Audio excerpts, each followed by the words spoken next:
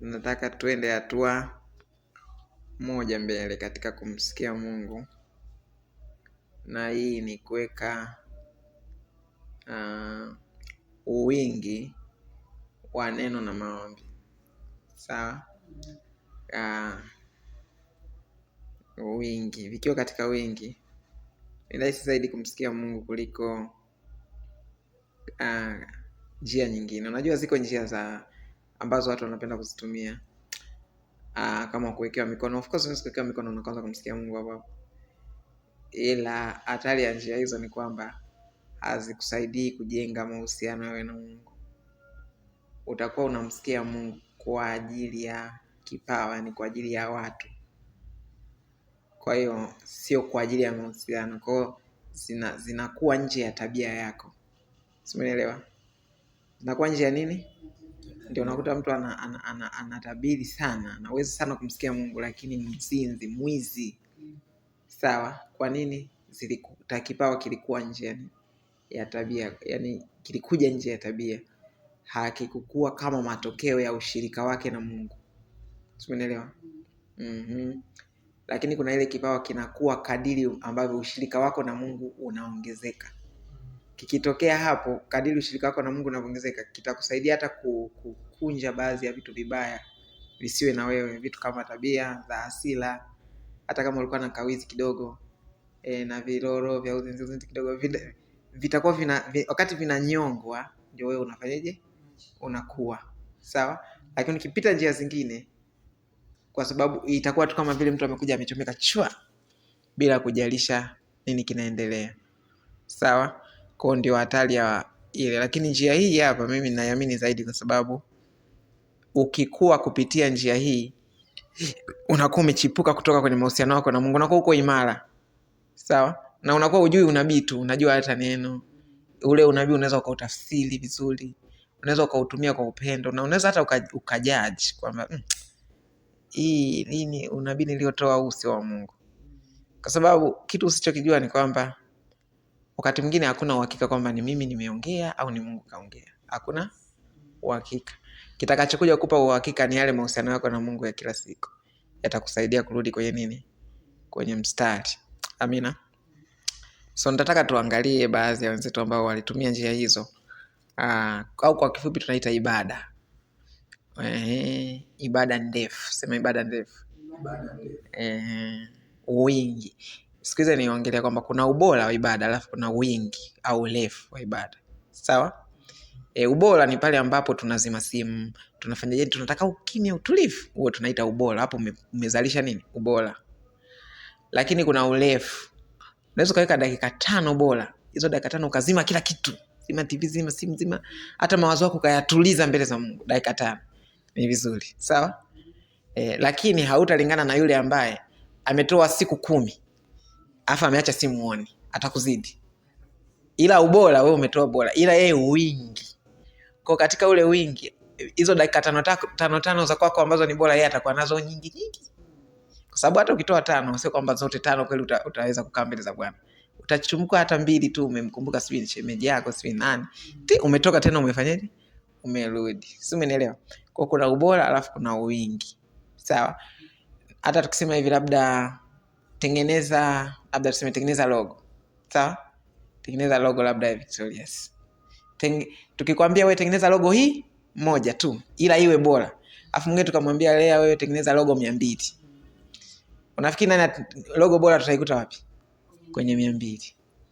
Sawa? Kwa nini tutaikuta kwenye 200? Kuna wingi. Kwa katika wingi ni rahisi zaidi kuzalisha ubora kuliko katika uchache. Umeelewa? Kwa kitakachotakiwa sasa ni urefu au wingi wa ibada.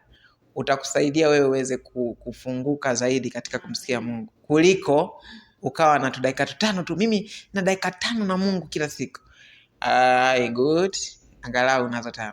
Ila huwezi kulingana na mwenye saa moja amekuacha. Hata kama hiyo saa moja alipokea na simu. Of course hautakiwi, lakini hata kama alifanya hivyo bado anakuacha. Sawa? Sasa mwingine ziko 5 na zenyewe ana chat, anaangalia wewe ndio umepotea kabisa. Amina. Sasa tuangalie Matendo 13.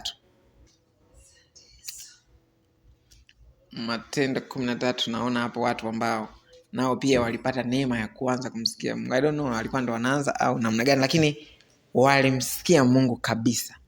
Lakini angalia kitu ambacho walikifanya mpaka wakafikia hatua hiyo. Kwanza tu. Na huko Antiokia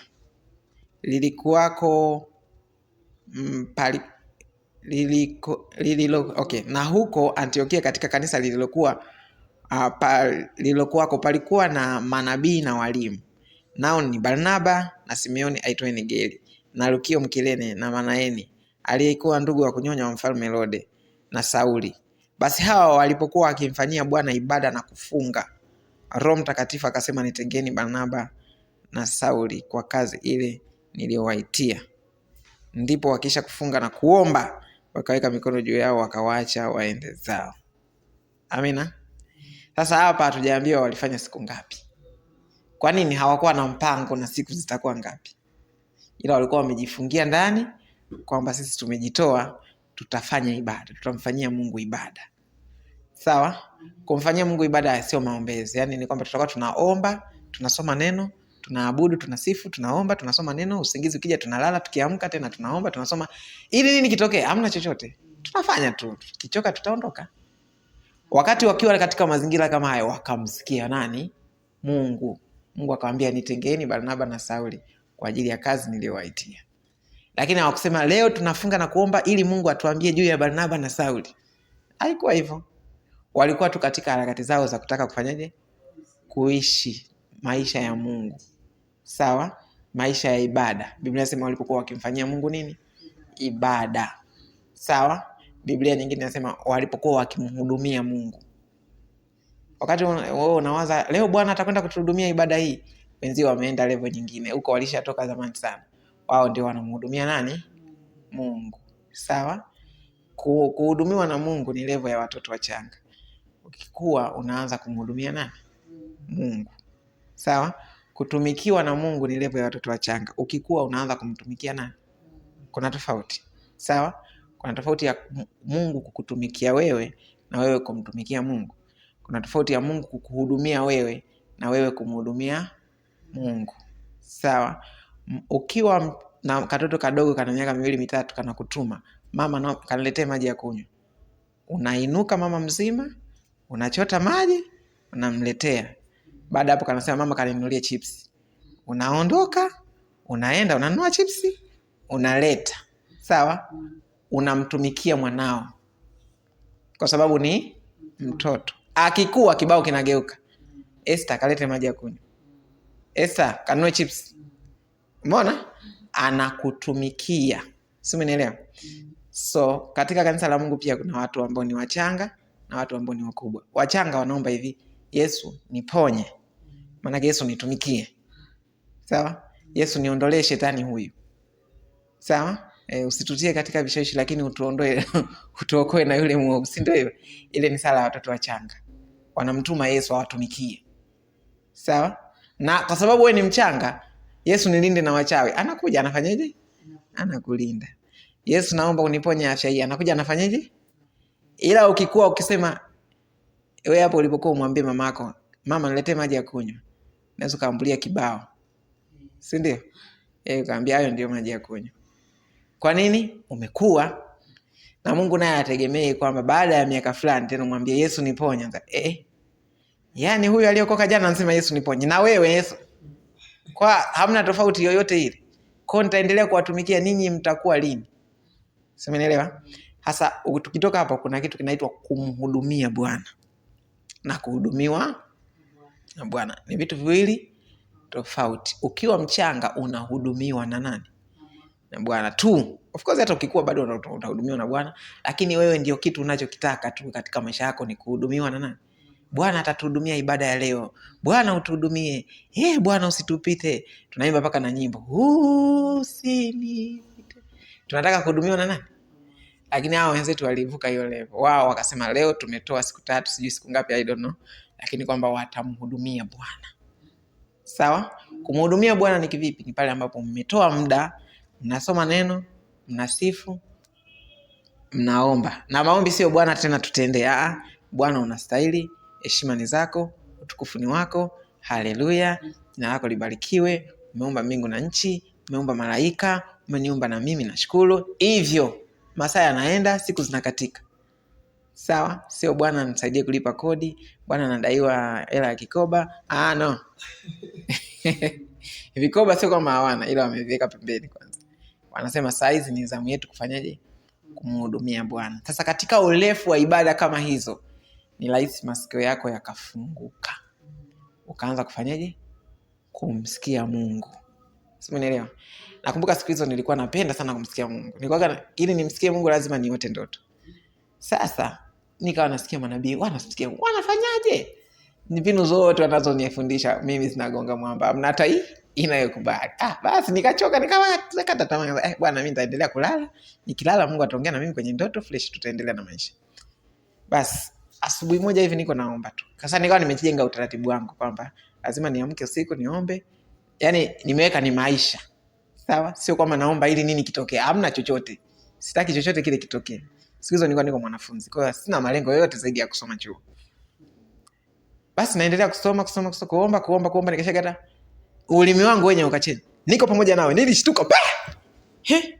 Nini? Niko pamoja nawe. Sasa what? Yaani natamani ni katize kwamba niko pamoja na wewe, nakwambia. Tena niita jina langu kabisa. Niko pamoja na wewe, ninakujua. Yaani huko nashtuka, huko natamani ninyamaze. Haiwezekani. Nana, basi akaanza. Kwanza siku hiyo ya kwanza iliishia niko pamoja na wewe. Niko pamoja na wewe, mimi siwezi kukuacha wewe. Yaani wewe tumetoka mbali. Story za hivyo. Sasa hivi vitu gani tena hivi? Basi baadaye nikasema amen, nikalala. Tafakari vitu gani vivyo nitokea leo? Niko pamoja na wewe. Ndio vitu gani? Basi kesho yake tena nilikuwa naamka kama saa 11 napiga maombi hadi saa 1. Nimeenda tena maombi. Ikafika tena. Yaani ikaanza kama vile kuna kinjia fulani napita hivi, yaani si ni kuelekezaje. Ila ndio hivi inakuwa kama kuna njia napita. Ninapoomba kuna sehemu napita. Afu jana nakumbuka kwamba wakati napita kuna nguzo nilikutana nayo. Ile nguzo nilipofika tu ile sauti ikafanya ikaanza niko pamoja. Na ile nguzo nilitembea umbali mrefu sana. Na ule umbali waga natembea siku zote, ila sijawahi kuchukulia maana. Ni waga nahisi kama ni mawazo yangu tu. Ila kumbe ni umbali halisi, kuna sehemu natembea. Sasa nilipoomba tena siku ya pili, nikafika tena kwenye ile. Tena ikaanza tena. Niko pamoja na wewe. Stories za hakuna maneno mengi. Niko pamoja na wewe, nakupenda, usiogope. Niendelea kunitumikia, sijui nini, vitu vya hivyo vingi. Vitu gani? Ila nikaa navipenda na enjoy sasa. Sishangai kama nikikimbie, kwa sababu hata nikikimbia nakimbia huko nasema niko pamoja na wewe. Kwa hiyo hata siwezi kufikimbia.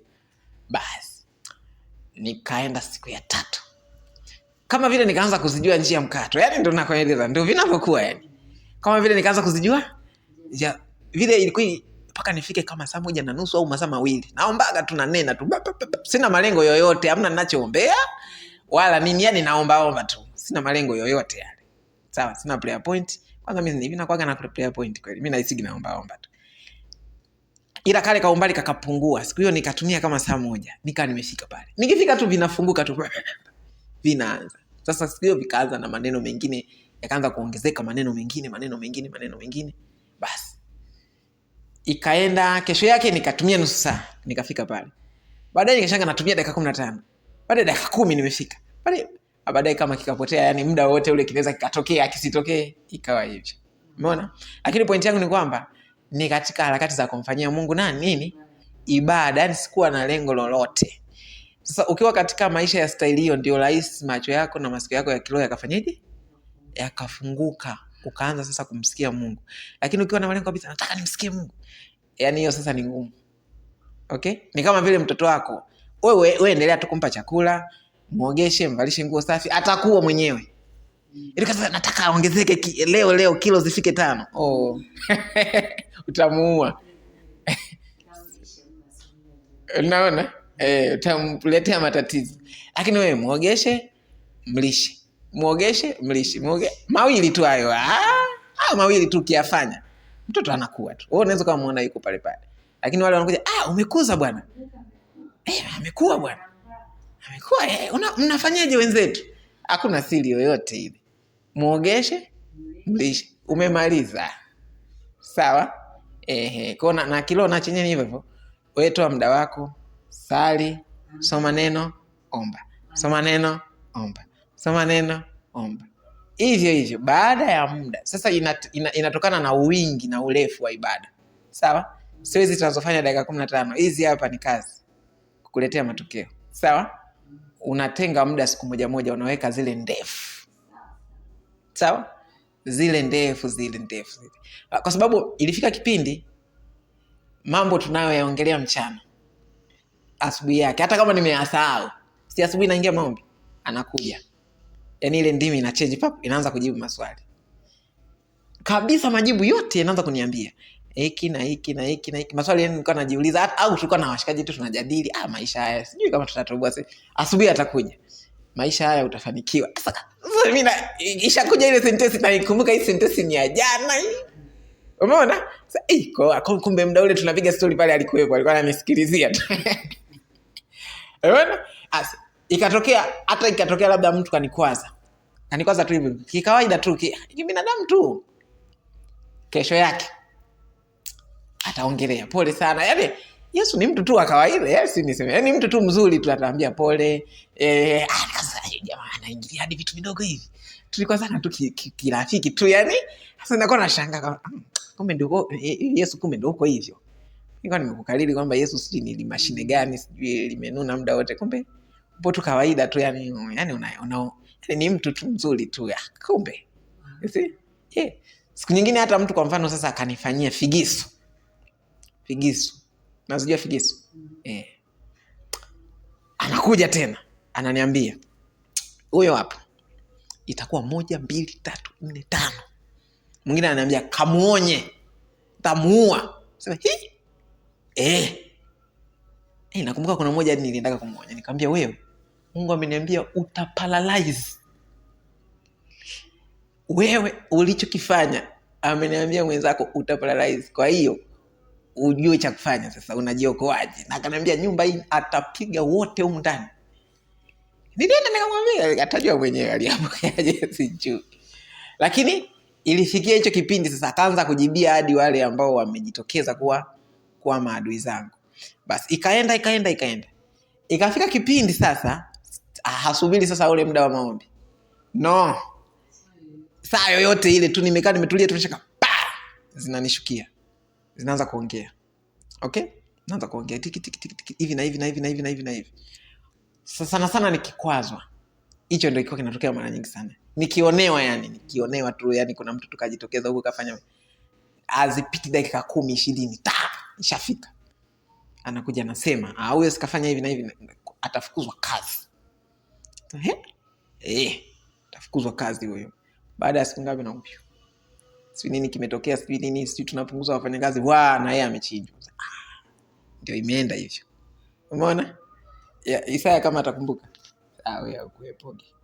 Tulikuwa nyumbani niko pale sababu za familia msiseme. Lakini ilitokea kabisa. Sawa? Ilitokea na sababu ngoja nifanye hivi. Ngani ikiwa utazidi kutoa muda wako kwa ajili ya kuomba, wingi, una chati mno. Yamekusaidia nini?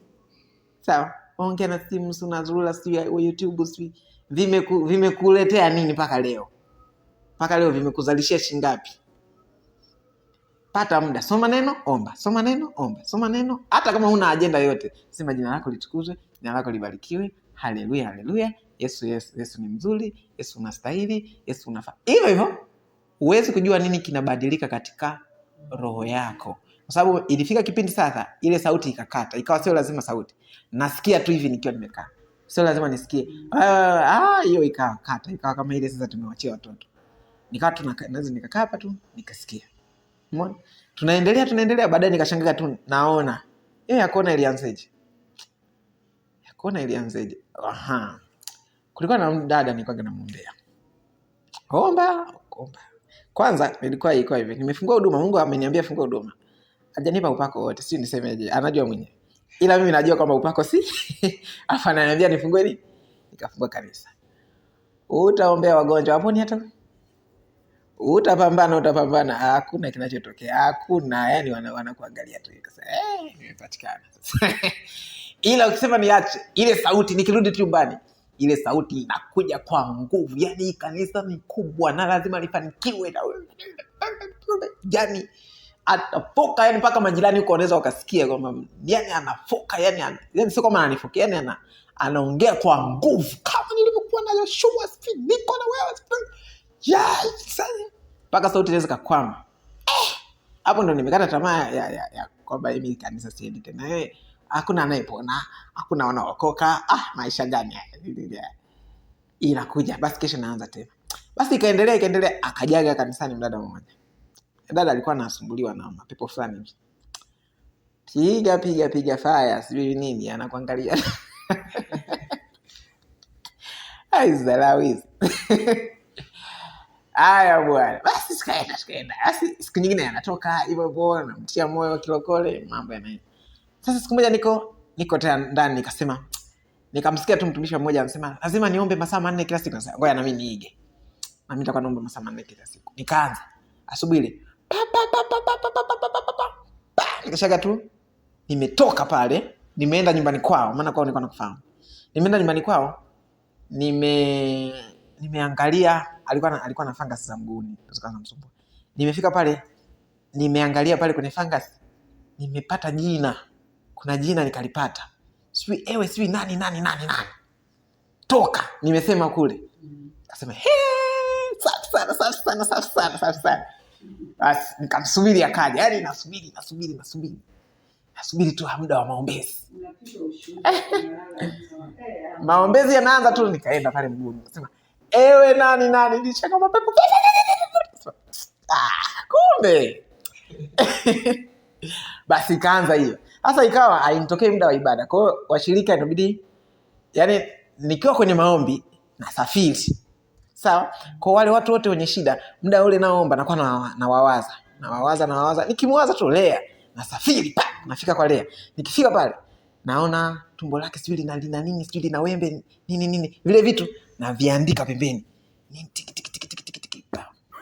Basi. Naanza inaniambia labda Jose 1 2 3 4. Naandika kacha. Fulani. Basi kama wewe ukuepo kwenye mawazo yangu, ukija Jumapili sina cha kukusaidia. Ni wale tu waliokuepo ambao nilisafiri nikafika kwao. Kwa hiyo basi nafika pale naandika. Wakija wale watu napita mule vile. Majina mengine yalikuwa yanakuwa ya ajabu. Lakini wewe naenda nayo vile. Kuna siku moja nikapata jina linaitwa, kuna hospitali moja inaitwa kwa nini? Ni pepo, iko hata huku ipo.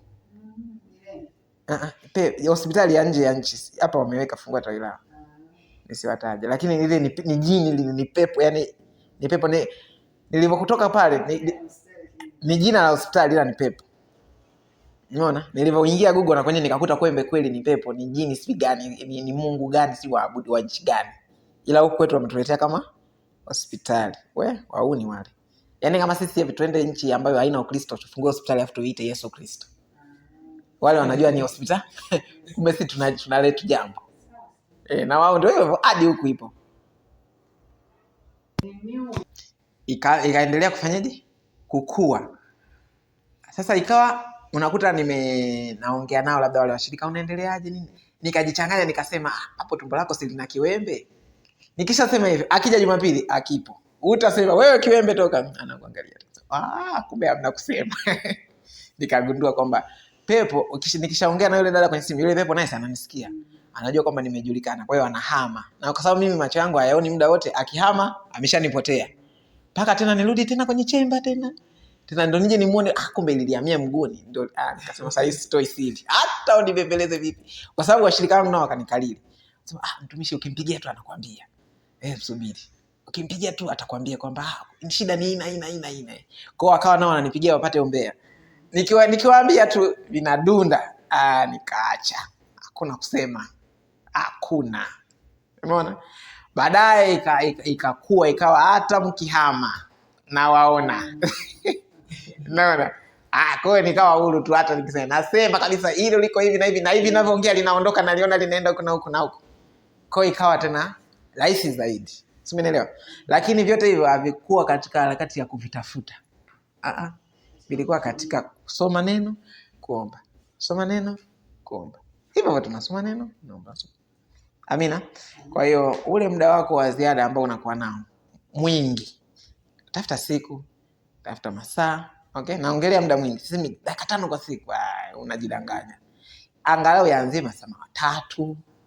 Sawa? Yaani mpaka yakuboe. Yakisha kuboa ujue sasa hapo ndo unavuka. Unaona, yakianza kukuboa. Unajua nilikuwa naongea na rafiki yangu fulani nikamwambia, nimeanzisha project ya kuomba masaa 10 kwa siku. Imekuwaje? Nikamwambia siku ya kwanza nimeenda vizuri.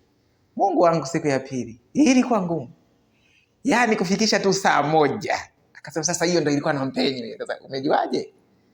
Ilikuwa ngumu. Yaani ngumu. Nilikoma lakini alifika, lakini niliteseka. Utawasha redio. Utasema labda sisi niongee. Labda ni deki ndani. Hayaendi masaa yani hapo tu unaangalia dakika 5. Lakini sasa pale unapoboreka pale ndio unavunja mipaka. Sawa? Kama ulikuwa unaboreka mpaka masaa 2, ukiushinda maana utaboreka masaa 3. Ukiushinda masaa 4. Sasa haya masaa yote hayapiti bure. Sawa? Ya siwezi nikakuahidi ni baada ya siku ngapi au baada ya miezi mingapi. Lakini nachoweza kukuahidi ni kwamba utasikia sauti ya Mungu tu. Sawa? Yaani utajikuta tu umeanza kusikia tu. Hautajua imeanza lini, na sio lazima ikaanza kama mimi nilivyoanza. Wewe inaweza ikaanza kwa staili ya kwako. Sawa? Mungu hawezi kumkalili Mungu. Ila tunachoweza kukalili ni hivi alivyotuambia katika neno kwamba wenzetu walikuwa wametoa muda kwa ajili ya kumfanyia Mungu nini? Ibada, kumhudumia Mungu. Sio kujiombea Mungu. Walipokuwa katika harakati hizo wakasikia Mungu anasema, nitengeeni Barnaba na Sauli. Kwa hiyo utakapoanza kutoa muda wako mrefu mwingi, sawa? Uchukua likizo siku moja. Useme leo sizururi, leo nakaa huko chumbani. Nilikuwa namsikiza ni nani? Gwajima. Akajifungia. Na sio yeye tu, wengi tu wanasema hii funguo ondoka naye. Sawa? Mimi niache tu maji ya kunywa hapa. Kitaeleweka huko ndani. Hamna kilieleweka siku ya kwanza. Hayupo. Wala ya pili, wala ya 3. Sawa? Wala ya 4. Sawa? Wengi kinaanza kueleweka kwanza siku ya 7. Na wengine kiligoma hadi siku ya 40 ndio kilija kueleweka. Lakini kilifanyaje? Kilieleweka. Sawa?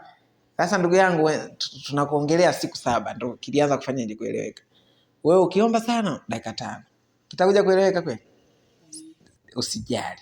Jifungie, sema dakika 5 ziishe zisiishe, tutabaki humu ndani. Na hatuna jambo lingine.